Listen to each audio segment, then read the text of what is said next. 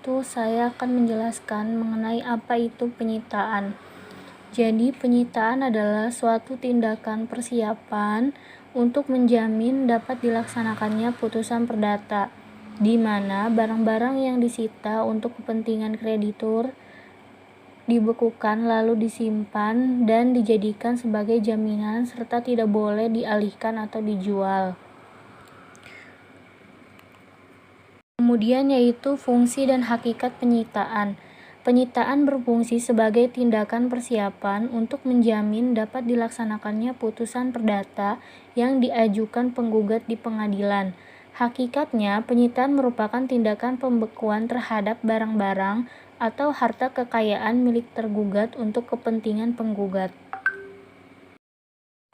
Selanjutnya yaitu tujuan penyitaan. Yang pertama, agar gugatan tidak ilusoir atau hampa. Tujuan utamanya adalah agar barang harta kekayaan yang dikuasai oleh tergugat tersebut yang pertama, tidak bisa dipindah tangankan kepada orang lain melalui jual beli atau penghibahan dan sebagainya.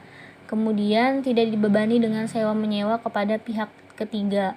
Dan yang kedua yaitu objek eksekusi sudah pasti.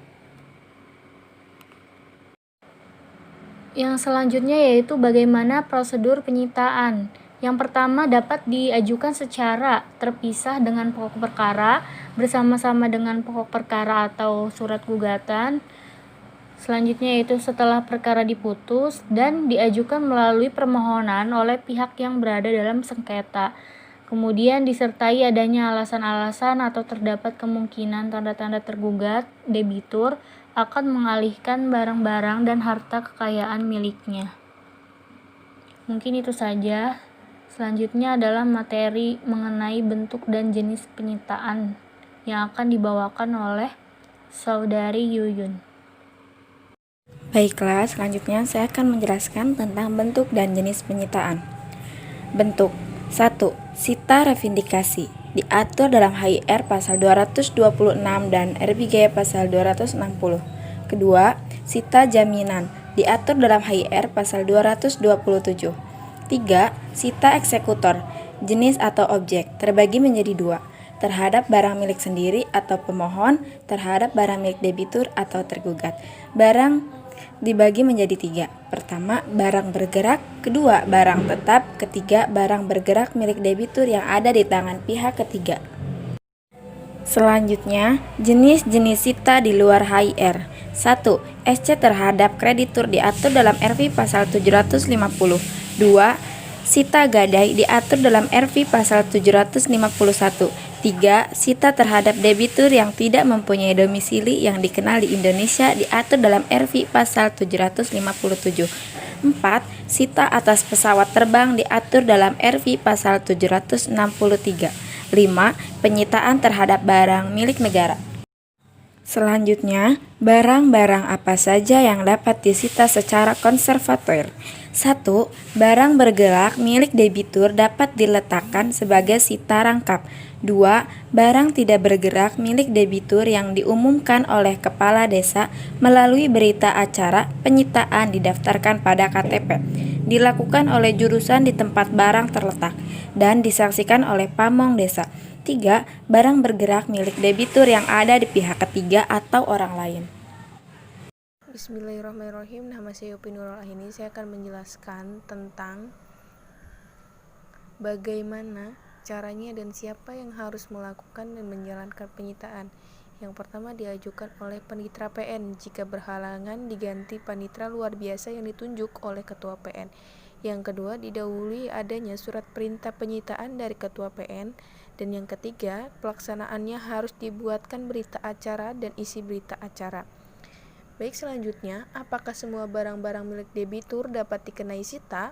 Semua barang bergerak maupun tidak bergerak milik debitur menjadi tanggungan untuk segala perikatan yang bersifat perorangan, dan semua hak-hak atas harta kekayaan dapat diuangkan atau dijual untuk memenuhi tagihan itu dapat disita.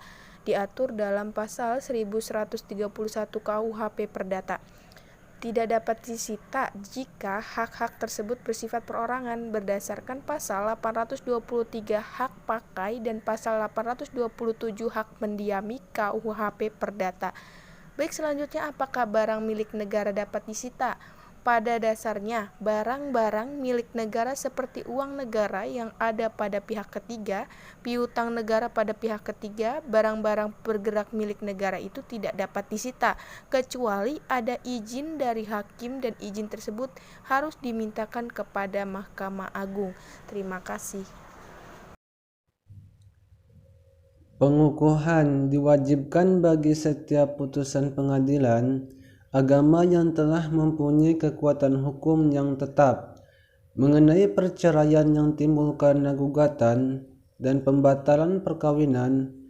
Pengukuhan bertentangan dengan pasal 11 ayat 1 Undang-Undang Nomor 14 Tahun 1970 yang menetapkan pengadilan agama secara administratif ada di bawah kekuasaan Departemen Agama. Pasal 10 ayat 1 Undang-Undang Nomor 14 Tahun 1970 yang menetapkan pengadilan agama sederajat dengan pengadilan negeri, dan pasal 4 ayat 2 pasal 5 ayat 2 Undang-Undang Nomor 14 Tahun 1970 yang menghendaki tercapainya pengadilan sederhana, cepat, dan biaya ringan. Eksekusi. Pengertian eksekusi. Pengertian eksekusi menurut M. Yahya Harahap adalah pelaksanaan secara paksa putusan pengadilan dengan bantuan kekuatan umum apabila pihak yang kalah atau tersekusi atau pihak tergugat tidak mau menjalankan secara sukarela. Dasar hukum eksekusi yang pertama itu pasal 195 sampai pasal 208 dan 224 HIR atau pasal 206 sampai pasal 240 dan 28 RBJ. Yang kedua, pasal 225 HIR JO, pasal 259 yang mengatur eksekusi tentang putusan pengadilan yang menghukum tergugat untuk melakukan sesuatu perbuatan tertentu. Yang ketiga, pasal 180 HIR JO, pasal 191 RBJ yang mengatur pelaksanaan putusan secara serta merata. Yang keempat, pasal 1198 KUH Perdata yang menyatakan bahwa hipotek merupakan hak kebendaan yang tetap melekat di atas benda hipotek di tangan siapa benda itu berada. Yang terakhir adalah Peraturan Lelang Nomor 189 Tahun 1908. Jadi, yang selanjutnya adalah asas-asas eksekusi. Yang pertama, putusan yang dieksekusi adalah putusan yang telah berkekuatan hukum tetap. Yang kedua, putusan yang dijalankan secara tidak sukarela. Yang ketiga, putusan yang bersifat kondenator. Yang keempat, eksekusi atas perintah ketua pengadilan agama dan di bawah pimpinan ketua pengadilan agama. Yang terakhir adalah eksekusi karena sesuai dengan amar putusan. Ya, selanjutnya saya akan membahas tentang macam-macam eksekusi. Secara umum, di dalam hukum acara perdata terdapat 3 macam jenis eksekusi, yaitu eksekusi real, eksekusi pembayar sejumlah uang, dan eksekusi untuk melakukan suatu perbuatan tertentu. Baiklah, mungkin itu saja materi yang bisa kami sampaikan. Kurang dan lebihnya mohon maaf. Wassalamualaikum warahmatullahi wabarakatuh.